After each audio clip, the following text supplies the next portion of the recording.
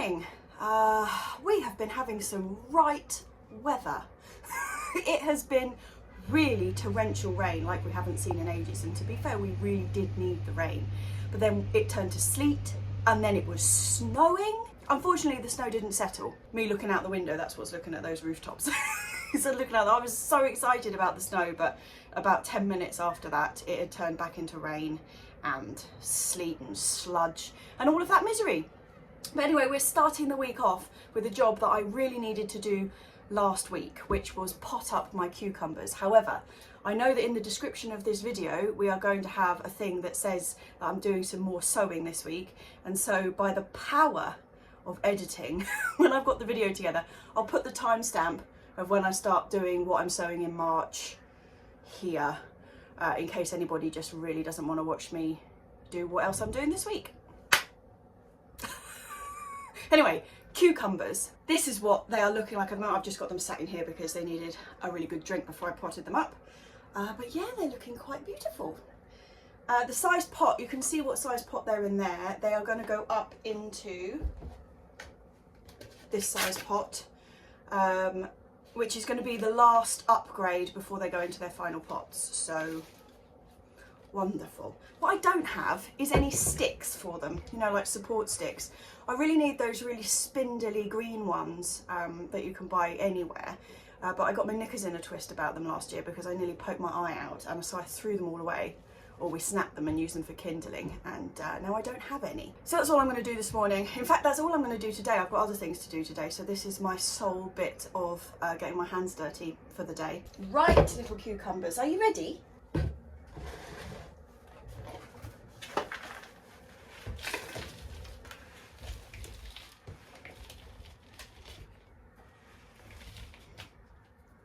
So these cucumbers are the ones that I sowed. Oh, I'm just tipping this everywhere. These are the ones that I sowed in, what was it, early January. The Bob Flowerdew experiments from last year that worked an absolute treat, and I'm really happy with them. So, oh, that's, I was thinking all my soil's falling out the side. It's because I've got a massive great hole in it. I will get the gaffer tape, but first I shall plant the cucumbers. These are Socrates. It is not too late to be planting cucumbers by any stretch of the imagination. These ones are super early. And in fact, these two are the ones which I'm only going to be growing at home. They're never going to go up to the allotment. They're going to stick in the conservatory here for the whole of their life. And the ones that I'm going to be growing up at the allotment in the greenhouse, I haven't even sown yet. These ones are Socrates, like I say, which is a mini cucumber.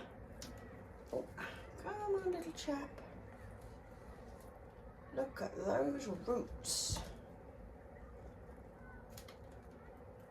Beauty, look at those. Come on.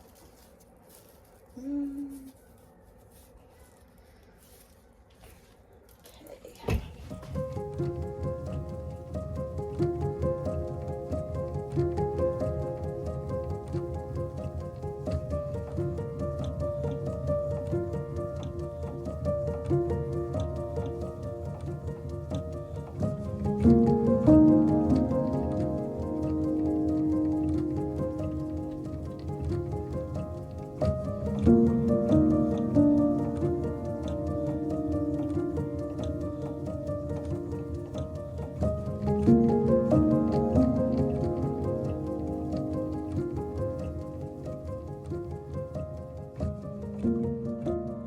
Well, I've managed to make a right mess first thing in the morning.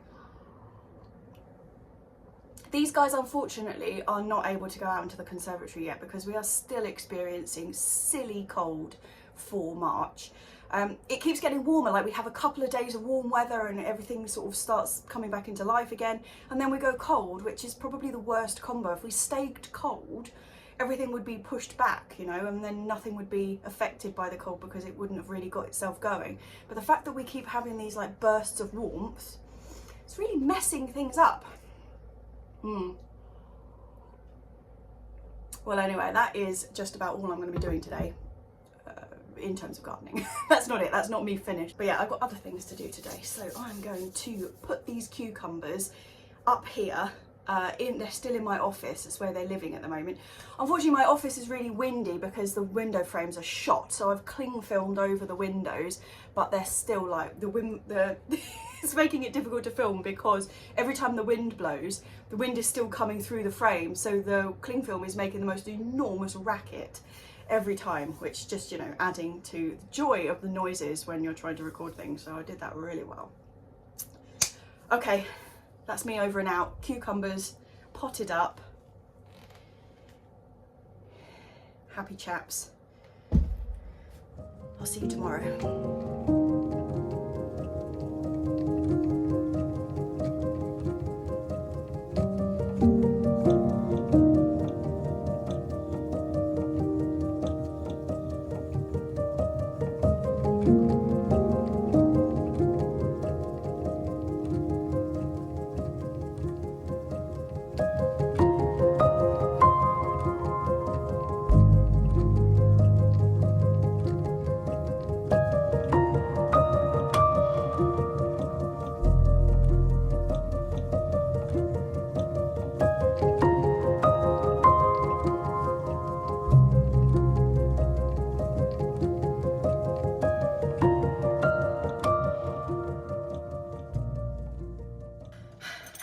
We had big plans. I'll just do this so we're both in the camera. We had big plans today for doing that bit behind the greenhouse. The weather is so awful, we have backed out. So we've gone to the garden centre instead.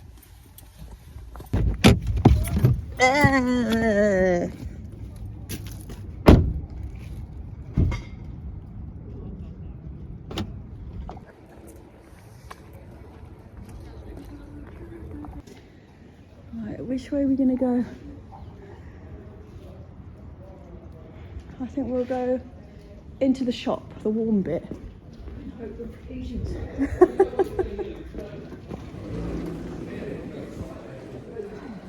Wow, this is a pleasant surprise. Look at all this veg for March.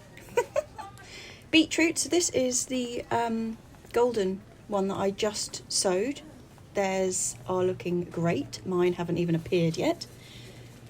What have we got? Cucumbers. God, they're ahead. Celeriac. Oh, I'm tempted by that. My celeriac is so far behind that. You got kale. Curly kale. I haven't got any of that in yet either. That's quite tempting. But radicchio. The kale, like I know I can just grow the kale, but I have terrible time getting the radicchio started. I think I might get some of these. They've got loads of peppers as well. Look, chilies. Just basic bell peppers. I don't have any bell peppers growing. Just normal chaps, you know. Spinach. I love the look of spinach seedlings. There's just something really cheerful about them. Haven't got my spinach in either. But yeah, I'm pretty impressed by this selection. Masses of trays of radish, which always seems like a bit pointless to me, but... One of the things we are looking for, we want turnips, golden ball. We want... what was the other thing? Turnips, golden ball. There's two things. Can't remember. We only had two things to remember. What was it? Golden ball turnips and... What about red togo? You've got some. You want Lilia though, don't you? Want red onions? Spring onions? I've ordered that online. Oh, okay. It was just the white Lisbon, and there was also the Ford Hook Giant. I told you those ones were all crushed, didn't I?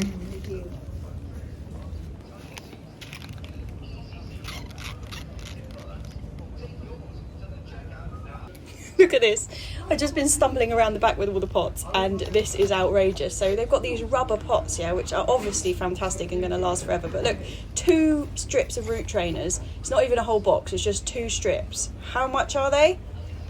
$25.99. Methinks not. But whatever else happens today, it hasn't been wasted. I've come away with 3 peppers, a tray of radicchio, I've got some celeriac, spring onions, kalettes, and Mum has found a secateurs sharpener. Pretty good. Hi there, Lil. Come on in. Hey, little girlie. Hey, little girlie. She's so pretty. She's so pretty. to go, Lil? Hello there, Gorge. Hello, Gorge. Hello. Hello.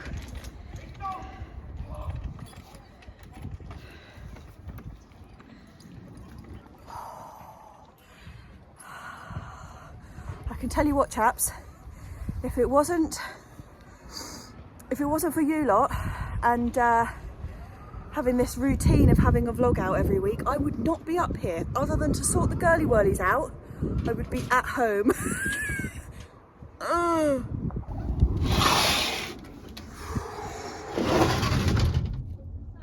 Okay, it's a little bit better in here. It's the wind today, it's just so cold.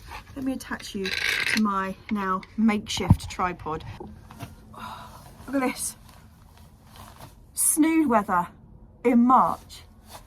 It's just that the wind is so cold. It's not even, I mean, it is chilly. It's about, I think it's like 2 degrees. But the wind factor is making it feel like -3 according to Apple Weather Services today.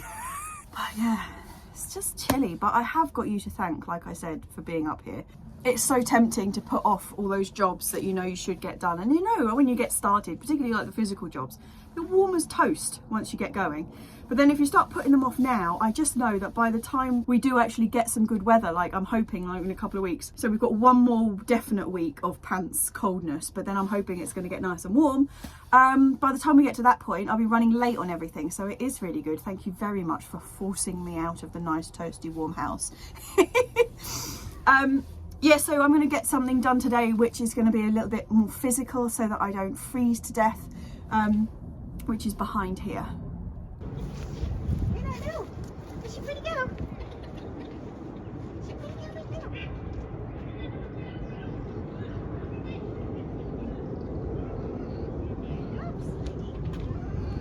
Gloves. Right, to remove that wood? I think so, Rebel.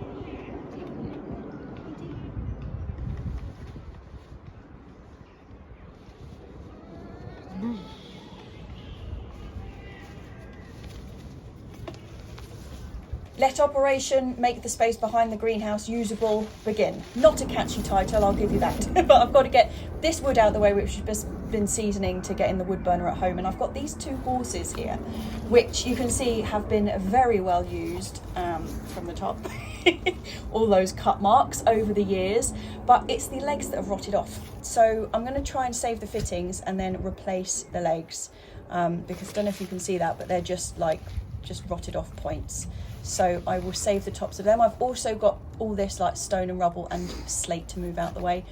Chop back the honeysuckle and clear this whole area. That is the plan.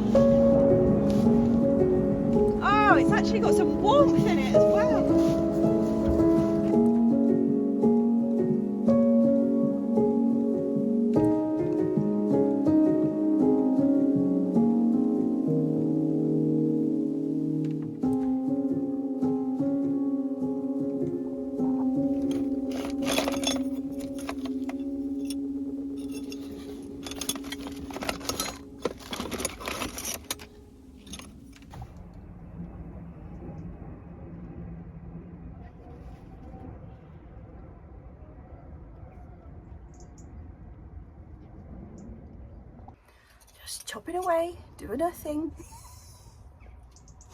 Okay, let's go and secure those pallets. I know, girls. I know. Drilling time. This is a job I've been meaning to do for such a long time. It's been such an underused patch of the allotment. But as we're sort of slowly running out of space in the rest of the site, we're going to try and use every scrap of land we've got. And this area extends it's about 3 meters back from the greenhouse. And we do actually probably have another 1.5 meters that we could go back. But there's this wonderful, huge old honeysuckle there. And if I was going to push the fence further back, it would mean really cutting that back. And I don't want to do it. It's just so lovely and it's so full of birds. I'm just leaving that be. So we've been using this area here as kind of a stashing zone for all sorts of stuff, but mainly wood, usable and the stuff that we're planning to burn. And I don't want to change that because it's a really useful place to put it, and actually we don't have anywhere else to keep it. So but I just want to make it a bit more organised. And I don't know if you remember up next to the compost bins that I've also got made out of pallets. I use them as like a racking system for all the bamboo canes and the raspberry canes and things which I use to grow the plants up. Well, I'm hoping to do the same at the back here, but with the usable wood that we've got. I'm going to store vertically around the back here inside these pallets, and that way hopefully they're not going to rot as badly as lying down flat. And it's just going to make the space a bit more usable, as well as being part of our boundary defence makeover that we're having. This area down here underneath the honeysuckle has been a bit of a trackway for various animals coming onto the plot, be it badgers, or for a while there was a fox den on the other side of this honeysuckle, which obviously isn't ideal when we've got the chickens down this end of the allotment. So just blocking this all off as we're kind of working around and trying to make our allotment just less attractive for things to be walking through and digging up all the beds. So it's a triple whammy really. Firstly, it's making the space more usable. We can actually get round here by creating better wood storage that is going to be upright to stop it rotting and stop it getting in the way, and also blocking off a known access path for the foxes and the badgers coming onto our plot. So excellent. Yes, I'm quite pleased. That, I'll take you around there in a sec, but we're going to move, we're going to move the cold frame, which is here, that Lily likes to use as a hammock, to round here in front of those pallets. Unfortunately, we're like 1.5 pallets short, which is a bit annoying. I do actually have a spare pallet at the front of the allotment, but it's currently like in badger defence land, so I'm not going to move it for the moment. But that's what we're going to do next, move the cold frame over, and then I'm going to put some of the wood, it's just not going to be the wood, but like the old aluminium frames and the bits of the old polytunnel that I know we want to keep. They're going to be useful for some jobs sometime, in the storage that we've just made behind there. So yeah, it's all go, not a wasted day. This little cold frame has been moved about quite a bit in its lifetime actually. It started off on this front side of the greenhouse, which is the length that I made it to fit there perfectly. Unfortunately, because this is the direction that the sunshine comes from, as soon as it was sunny, we had to lift up the lids of the cold frame, and then it shaded out what was inside the greenhouse, so that didn't work. So then we moved it to outside the shed, but that is just too shady for it, and it's become a bit of a storage unit rather than being used as a cold frame. And now that I am trying to clear this space in front of the shed for another project, it's time for it to have its third spot, which is going to be back here with its back against the new pallets.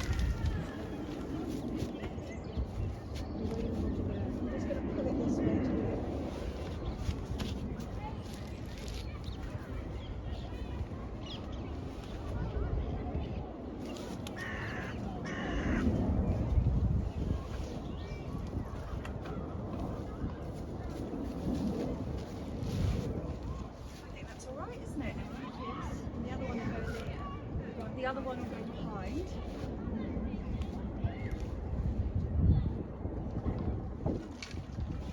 Needs a bit of WD-40. I think that's a really good spot for it. Once we get that other pallet up at the back there, that whole section will be sealed off. Very nice. Gosh, I have a lot of work to do around here. It looks like an absolute tip. But unfortunately, now I have pulled that cold frame out the way, I now have another hole in the fence to patch up. So I'm going to find some trellis in this lot and sort that hole out.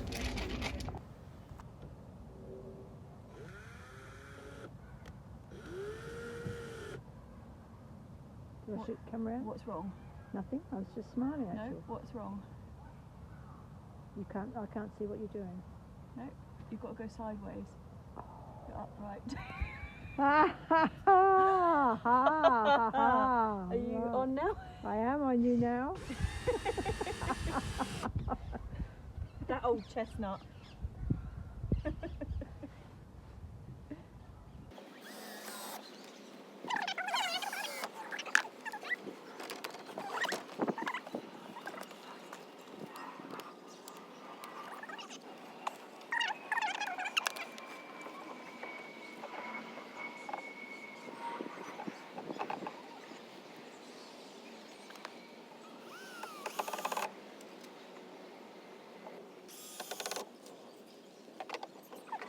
There we go, another hole blocked off, a little bit of a jaunty angle, but it will do the job just fine. And it was just from the old scraps of trellis I had laying around, so tick all round, I think.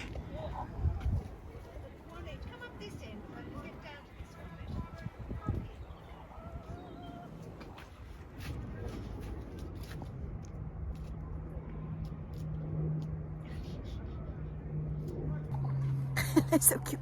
And look at that. It's actually, I wouldn't say clear blue sky, but it's a blue sky. I can see blue. It's turned into a glorious afternoon just as I finish all the jobs that are on my list. It's just so much clearing up to do. And we've got a lot of stuff which we have to get rid of. It's plastic, unfortunately, which we're going to take to the dump. So it's either going to be recycling or, well, landfill, really. But there's stuff that we just can't get rid of. It's just stuff that we can't do anything with. It's things like broken pots. I mean, what do you do with them? So job for before. Oh, I'm doing a Rudolph at the moment. Nice. So job from before, not job from before. Come on, think about what you're saying. Job I wanted to do before we left this evening was I have bought some citronella oil, which is an essential oil that apparently badgers and foxes both detest the smell of. So I was going to put it around the edge, and I was going to just put it in a sprayer with a bit of soap and water to kind of emulsify it. But I've got two sprayers here. I've got this one, and then I've got another one which has got like a slightly chunkier look to it. And both of them have got something in them, and I don't know what they are. I know that I was using one of them last year as a foliar feed spray, so it had liquid seaweed in. So I think one of them's got that. And then I was using another one.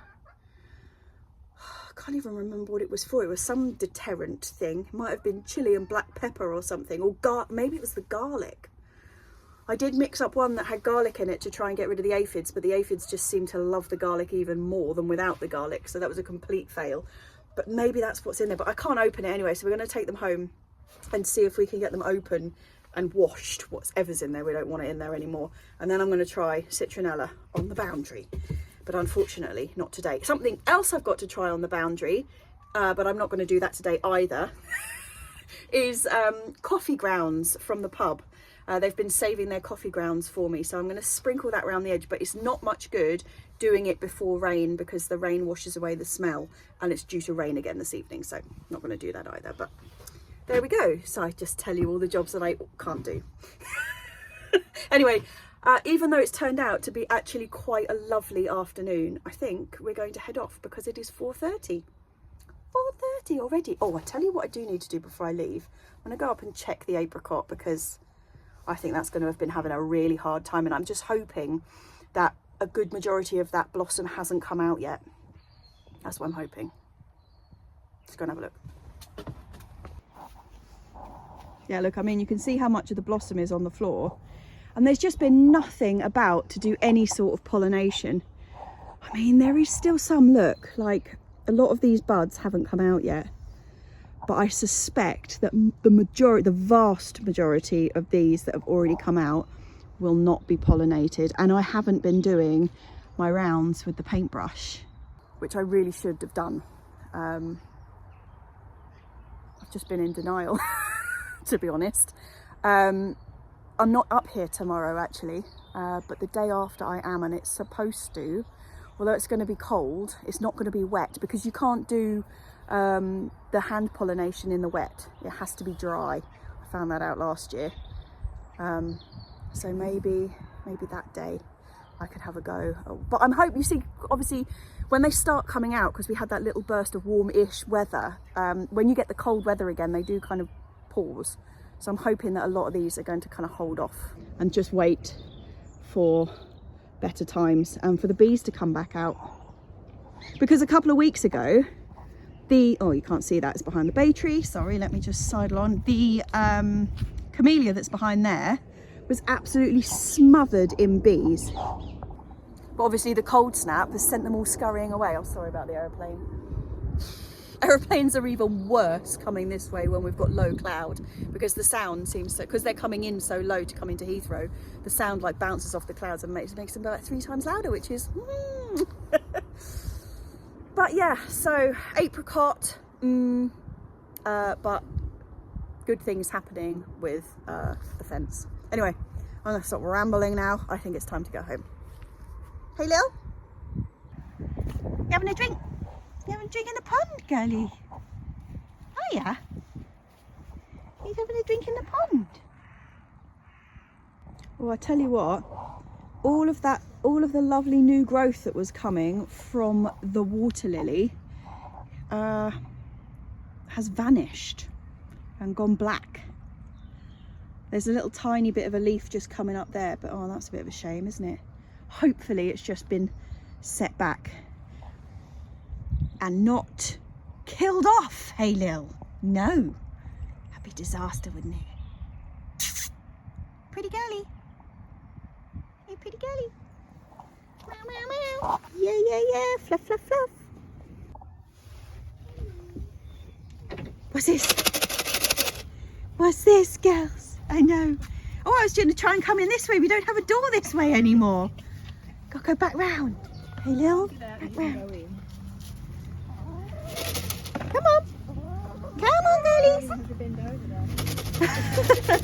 Come on. Come on, my little princess peas. Come on. Oh, hold on. I'm trying to... Oi! I'm trying to film and do it. Go on. Woo! There we go. She wasn't very patient with me filming, was she? No. Okay, girlies. We'll see you later, girly whirlies. See you in the morning. Yeah. God, my nose is red.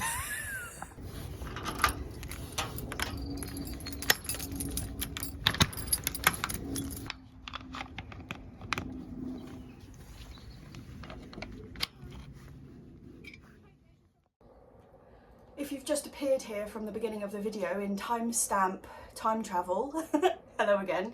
And if you've been messing around with me and pallets at the allotment, huzzah! Anyway, it is time to sow some seeds. And it's a bit of a weird one for March for me, because normally by mid-March I am go, go, go on courgettes and pumpkins and all of that kind of stuff. Normally for me it goes in about mid-March.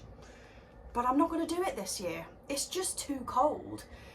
But yeah, the weather's just all over the place and I don't think it's worth doing because I don't have a great deal of space. Like my greenhouse, although I've got lots of greenhouse space and polytunnel space, neither of them are heated.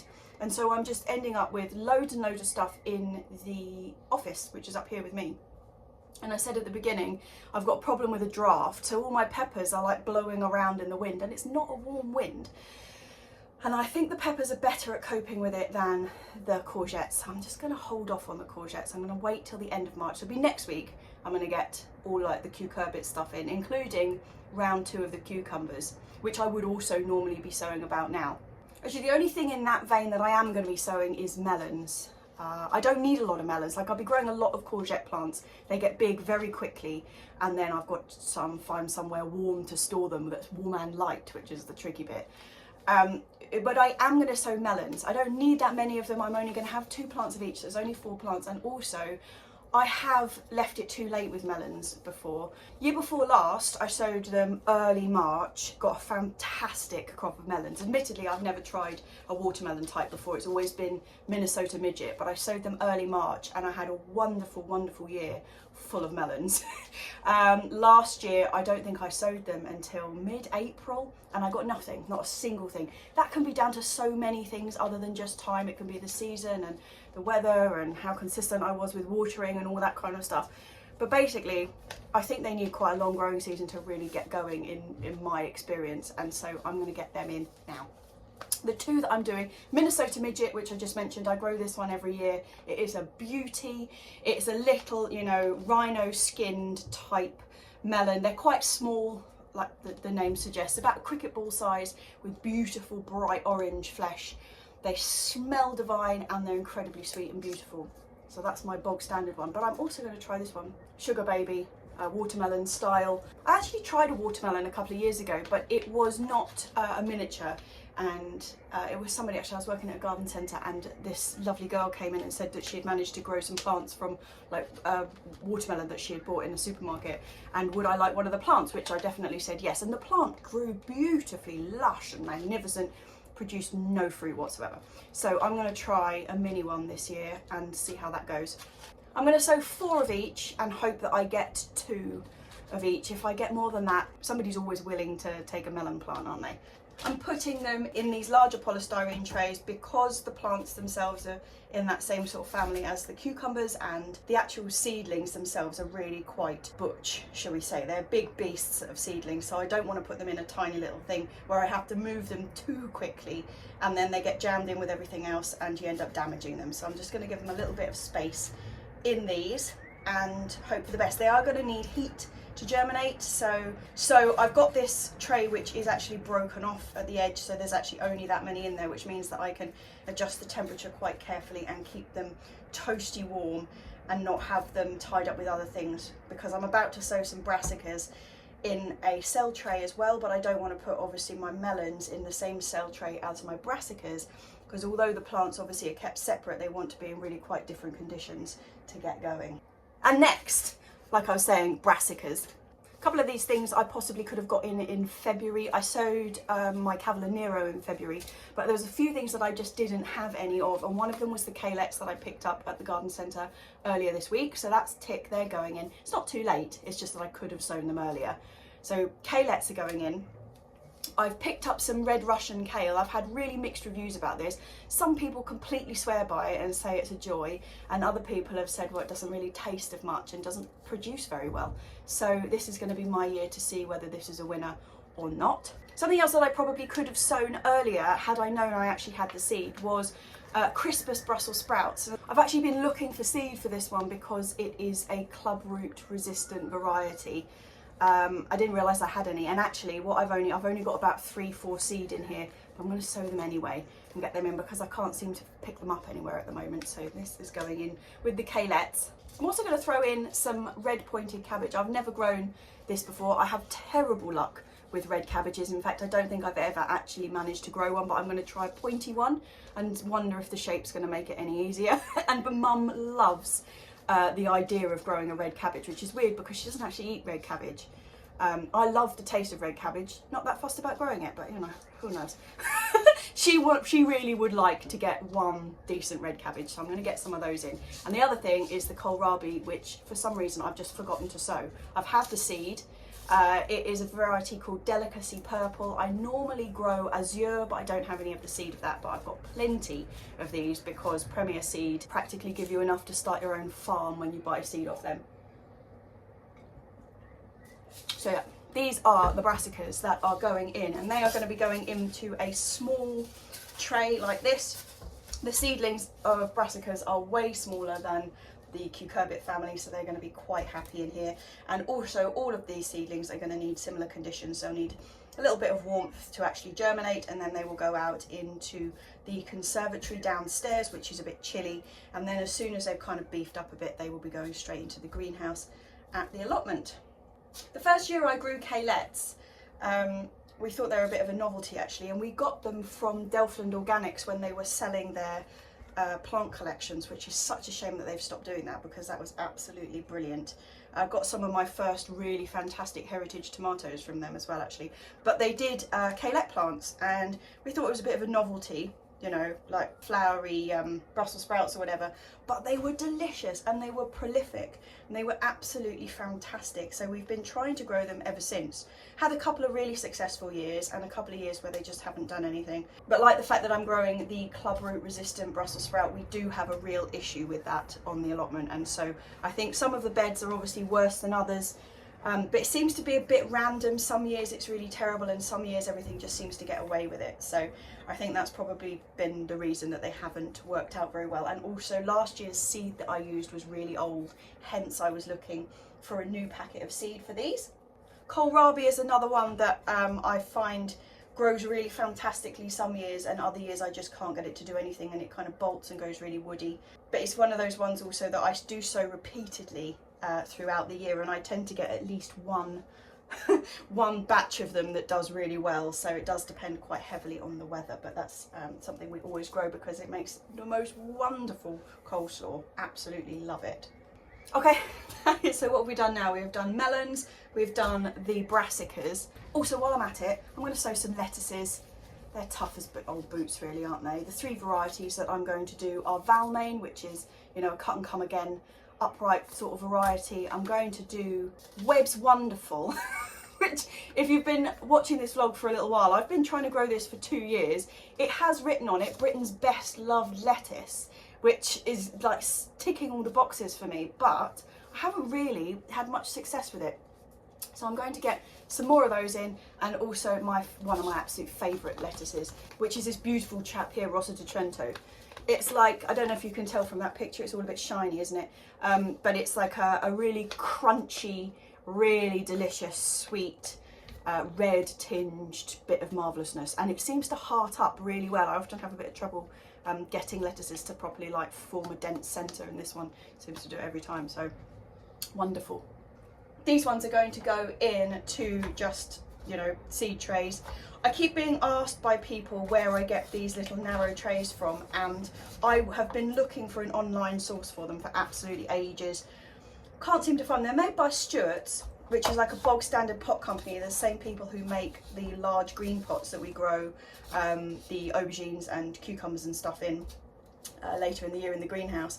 But I've not really found these online. I found similar, but I bought them online and they weren't Stewart's and they weren't as nice.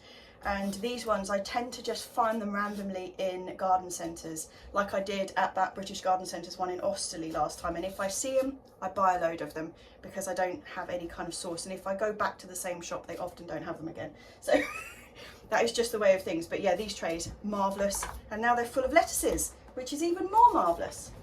And the last two things that I'm going to start off today are parsnips and sweet corn.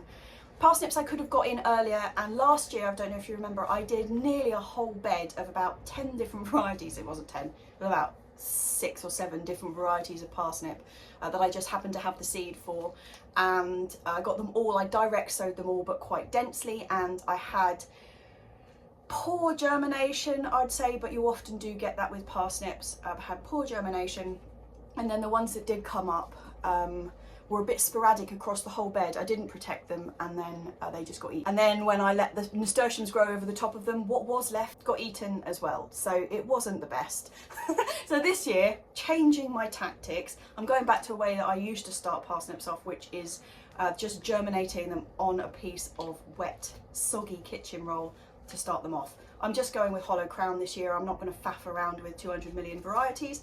We're going to go simple and try and get a really compact, good section of parsnips growing, rather than the shambles that it was last year. And in the same vein, I'm going to start my sweet corn off the same way by germinating it on wet tissue paper.